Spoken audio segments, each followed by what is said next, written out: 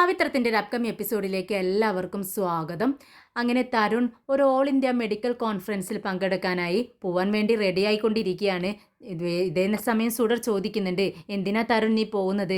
നിനക്ക് എന്നെ നോക്കിക്കൊണ്ട് ഇവിടെ ഇരുന്നാൽ പോരെ എന്ന് ചോദിക്കുകയാണ്. ഇത് കേട്ടതും തരുൺ പറയുന്നുണ്ട്, നിനക്ക് ആക്സിഡൻ്റ് ആയി എന്ന് പറഞ്ഞു കേട്ടതും ഞാനിവിടെ എത്തിയതാണ്. നിന്നോടുള്ള സ്നേഹം കൊണ്ടല്ലേ ഞാൻ വന്നത്, പക്ഷേ എനിക്കിപ്പോൾ പോയേ പറ്റൂ എന്ന് പറയുകയാണ്. ഇത് കേട്ടതും മോള് പറയുന്നുണ്ട്, ദേ കണ്ടോ വേദ ഒന്ന് പറ, തരുണിനോട് പോവണ്ടെന്ന് പറ, എനിക്ക് തരുണില്ലാതെ പറ്റില്ല എന്ന് പറയാണ് സുഡർ.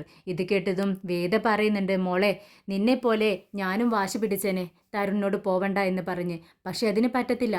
തരുൺ ഒരു കോൺഫറൻസിൽ പങ്കെടുക്കാനല്ലേ പോകുന്നത്, അത് നമുക്കെല്ലാം അഭിമാനമുള്ള ഒരു കാര്യമല്ലേ, അതുകൊണ്ട് തരുൺ പോയിട്ട് വരട്ടെ.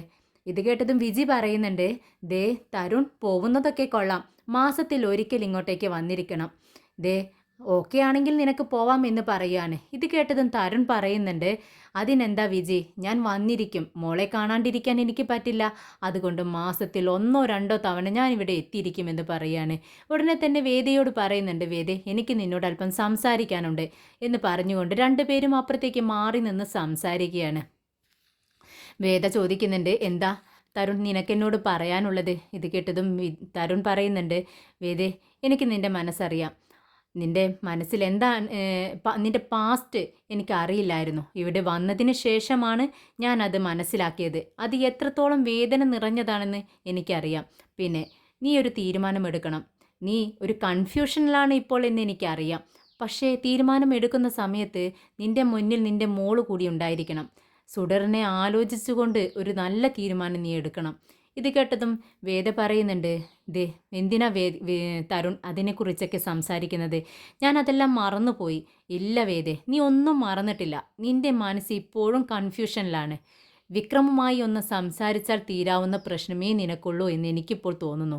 ഇത് കേട്ടതും വേദ പറയുന്നുണ്ട്, ദേ വേണ്ട കാര്യങ്ങളെക്കുറിച്ചൊന്നും സംസാരിക്കേണ്ട, എൻ്റെ വായിലിരിക്കുന്നതൊക്കെ നീ കേൾക്കും കേട്ടോ എന്ന് പറയുകയാണ്.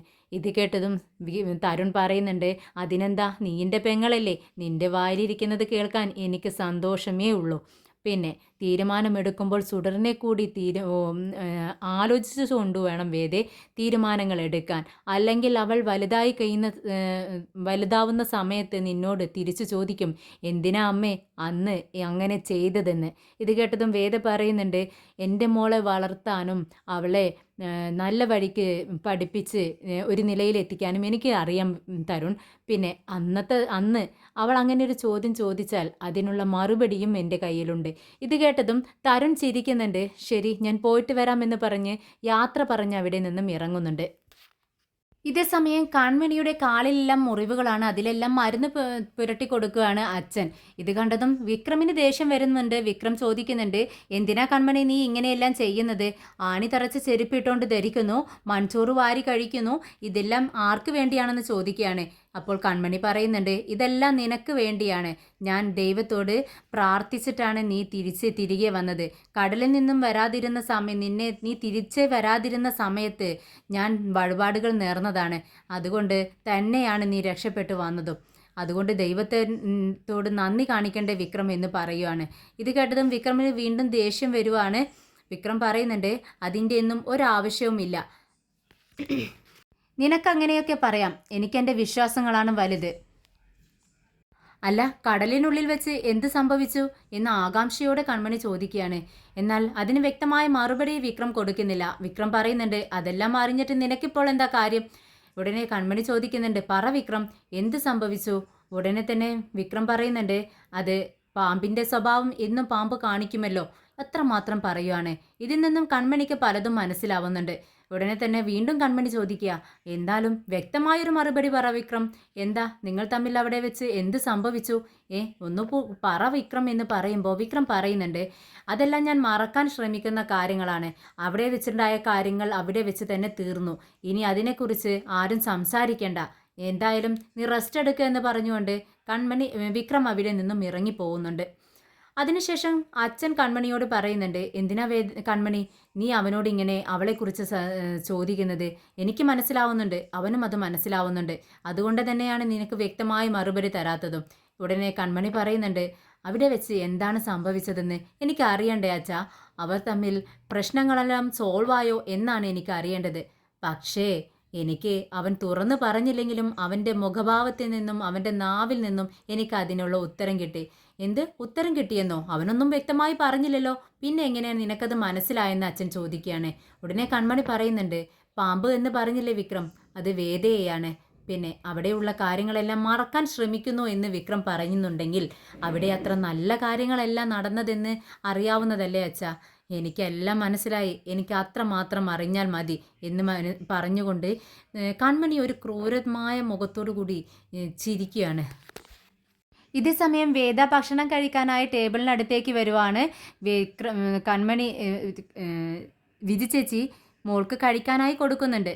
ഇത് കണ്ടതും വേദ ചോദിക്കുന്നുണ്ട്, അല്ല ചേച്ചി ഇന്ന് എന്താ വിശേഷിച്ച്, എന്താണ് സ്പെഷ്യൽ എന്ന് ചോദിക്കുകയാണ്. ഉടനെ വിജി പറയുന്നുണ്ട്, നിനക്കും മോൾക്കും ഇഷ്ടമുള്ളതെല്ലാം ഞാൻ ഉണ്ടാക്കി വെച്ചിട്ടുണ്ട്. ഫിഷ് കട്ട്ലറ്റ്, ഫ്രൈ, കറി എല്ലാം റെഡിയാണ് വേദേ, നീ കഴിച്ചു നോക്കിയെന്ന് പറയുകയാണ്. വേദ കഴിക്കാനിരിക്കുന്നുണ്ട്. എന്നാൽ മോൾക്ക് വായിൽ വെച്ച് കൊടുക്കുന്ന സമയത്ത് മോള് പറയുന്നുണ്ട്, വിജയമ്മേ ഇനി എനിക്ക് വായിൽ വെച്ച് തരണ്ട, ഞാൻ വലിയ കുട്ടിയായില്ലേ, ഞാൻ ഇനി തനിയെ കഴിച്ചോളാം. ഇത് കേട്ടതും വേദയും പ്രോത്സാഹിപ്പിക്കുകയാണ്. മോള് പറഞ്ഞത് ശരിയാണ്, എപ്പോഴും മോൾക്ക് ഇങ്ങനെ വാരി കൊടുക്കേണ്ട ആവശ്യമില്ല ചേച്ചി, മോള് കഴിക്കട്ടെ, മോള് വലുതായി വരുമല്ലേ. ഉടനെ സുഡർ പറയുന്നുണ്ട്, സ്കൂളിൽ വെച്ച് ഞാൻ നന്നായി ഭക്ഷണം കഴിക്കും, ഞാൻ എല്ലാം ഫിനിഷ് ചെയ്യും. അപ്പം മേഡം പറയും, ദേ സുഡറിനെ പോലെ എല്ലാവരും കണ്ടു പഠിക്കണമെന്ന്. എന്നിട്ടാണോ വീട്ടിലിരുന്ന് എനിക്ക് കഴിക്കാൻ പറ്റാത്തത്? വിജയമ്മ നോക്കിക്കോ, ഇതെല്ലാം ഞാൻ ഫിനിഷ് ചെയ്യുമെന്ന് പറയുക. വേദ ഭക്ഷണം കഴിച്ചുകൊണ്ടിരിക്കുമ്പോൾ ലിജി ചോദിക്കുന്നുണ്ട്, എങ്ങനെയുണ്ട് വേദേ, എല്ലാം ടേസ്റ്റ് ഉണ്ടോ എന്ന് ചോദിക്കുക. വേദ കൈകൾ ഉയർത്തിക്കൊണ്ട് പറയുന്നുണ്ട്, സൂപ്പർ ടേസ്റ്റ്, സൂപ്പറായിട്ടുണ്ട് വിജി ചേച്ചി എന്ന് പറയുകയാണ്. ഇത് കേട്ടതും വിജിക്ക് സന്തോഷമാവുകയാണ്. വേദ പറയുന്നുണ്ട്, 4 ദിവസം കടലിനുള്ളിൽ ഭക്ഷണം കഴിക്കാതിരുന്ന ഒരാളാണ് ഞാൻ. പിന്നെ ഈ ഭക്ഷണം കിട്ടുമ്പോൾ അമൃത് പോലെയല്ലേ ചേച്ചി എനിക്ക് തോന്നുന്നത്, അത്രമാത്രം ടേസ്റ്റ് ഉണ്ട്.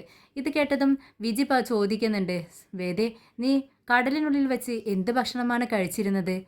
ഈ ചോദ്യം കേട്ടതും വേദ ആകെ സ്റ്റെക്കായിരിക്കുകയാണ്. പെട്ടെന്ന് അങ്ങ് സ്റ്റെക്കായിപ്പോയി. വേദയുടെ മനസ്സിലേക്ക് അവിടെ നടന്നിരുന്ന ഓരോ നിമിഷങ്ങളും കടന്നു വരുവാണ്.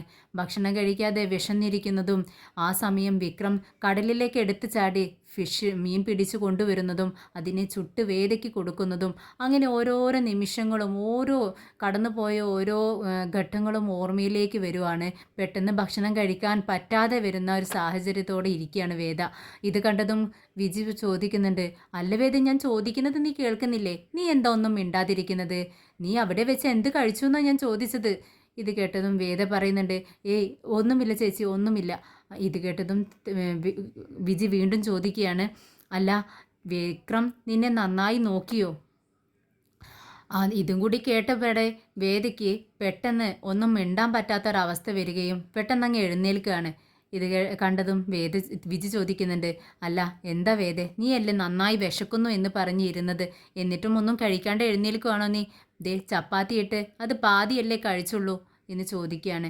ഇത് കേട്ടതും വേദ പറയുന്നുണ്ട്, വേണ്ട ചേച്ചി, എനിക്കിപ്പോൾ വയറ് എന്തോ പോലെ തോന്നുന്നു, എനിക്കിപ്പോൾ വേണ്ട എന്ന് പറഞ്ഞുകൊണ്ട് കൈ കഴുകി അകത്തേക്ക് കയറി പോവുകയാണ്. ഇത് കണ്ടതും സുഡർ ചോദിക്കുന്നുണ്ട്, അല്ല വിജയമ്മേ എന്താ വേദ ഒന്നും കഴിക്കാതെ എഴുന്നേറ്റ് പോയത്? അതോ വേദ 3-4 ദിവസം കടലിനുള്ളിലായതുകൊണ്ട് ഭക്ഷണം കഴിക്കാനൊന്നും കിട്ടിയില്ലല്ലോ, അതുകൊണ്ട് വയറുവേദനയോ വയറിന് സ്തംഭനമോ അങ്ങനെയൊക്കെ തോന്നുന്നുണ്ടാവും, അതുകൊണ്ടാവും വേണ്ട എന്ന് പറയുന്നത്. എന്തായാലും വിജയമ്മ ചെന്ന് വായിൽ വെച്ച് കൊടുത്താൽ വേദ എന്തായാലും കഴിക്കും, ഞാൻ വേദരെ നിർബന്ധിപ്പിച്ച് കഴിപ്പിച്ചിട്ട് വരാം, മോള് ഈ ഭക്ഷണമൊക്കെ കഴിക്കോ തനിയെന്ന് ചോദിക്കുകയാണ്. ഉടനെ തന്നെ സുഡർ പറയുന്നുണ്ട്, ഞാൻ തനിയെ കഴിച്ചോളാം, വിജയമ്മ ചെന്ന് വേദയെ കഴിപ്പിക്കുമെന്ന് പറയുകയാണ്. അങ്ങനെ ഭക്ഷണം എടുത്തുകൊണ്ട് ചെന്ന് വേദയ്ക്ക് വാരി കൊടുക്കുകയാണ്. എന്നാൽ വേണ്ട എന്ന് വേദ പറയുന്നുണ്ടെങ്കിലും വിജി നിർബന്ധിച്ച ആ ഭക്ഷണം മൊത്തം വേദയെ കൊണ്ട് കഴിപ്പിക്കുന്നുണ്ട്. രാത്രി വിക്രം ഉറങ്ങാൻ കിടക്കുന്നു. പെട്ടെന്ന് സുഡർ മോളെ സ്വപ്നം കാണുകയാണ്. സുഡറിന് ആക്സിഡൻ്റ് ആവുന്നതാണ് കാണുന്നത്. വിക്രം ചാടി എഴുന്നേൽക്കാണ് അലറി വിളിച്ചുകൊണ്ട്, സുഡർ എന്നാണ് വിളിക്കുന്നത്. ഇത് കേട്ടതും കൺമണിയും അനിയൻകുട്ടനും രാജേട്ടനും എല്ലാവരും വിക്രമിൻ്റെ അടുത്തേക്ക് ഓടി വരുന്നുണ്ട്. എന്ത് പറ്റി വിക്രം, നീ എന്തിനാണ് ഇങ്ങനെ നിലവിളിക്കുന്നത്? സുഡർ എന്ന് പറഞ്ഞുകൊണ്ടാണല്ലോ എഴുന്നേറ്റത്, എന്ത് പറ്റി എന്ന് രാജേട്ടൻ ചോദിക്കുകയാണ്. ഉടനെ തന്നെ വിക്രം പറയുന്നുണ്ട്, ഞാനൊരു സ്വപ്നം കണ്ടു, മോളെ സ്വപ്നം കണ്ടു, സുഡർ മോളെ. അവൾക്കൊരു ആക്സിഡൻ്റ് ആവുന്നതാണ് ഞാൻ കണ്ടത്.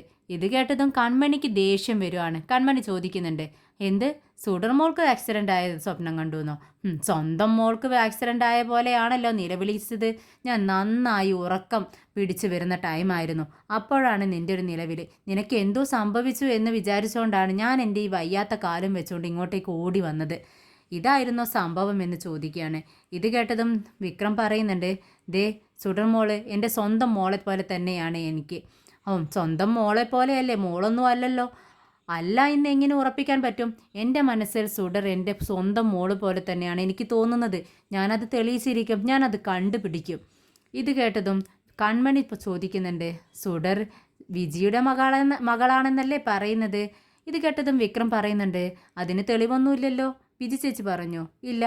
ആ എങ്കിലേ അതിന് തെളിവൊന്നുമില്ല. എന്നാൽ എൻ്റെ മകളാണെന്നുള്ളതിന് തെളിവ് ഞാൻ കണ്ടെത്തിയിരിക്കും. ഉടനെ രാജേട്ടനും പറയുന്നുണ്ട്, എങ്ങനെ വിക്രം കണ്ടുപിടിക്കും? വേദ പറയുന്നില്ല സുഡർ ആരുടെ മോളാണെന്ന്. വിജിയും പറയുന്നില്ല. ഇവർ രണ്ടുപേരും പറയാത്തിടത്തോളം കാലം എങ്ങനെ സുഡർ ആരുടെ മോളാണെന്ന് കണ്ടുപിടിക്കും? ഇത് കേട്ടതും വിക്രം പറയുന്നുണ്ട്, അതെല്ലാം ഞാൻ കണ്ടുപിടിച്ചിരിക്കും രാജേട്ട.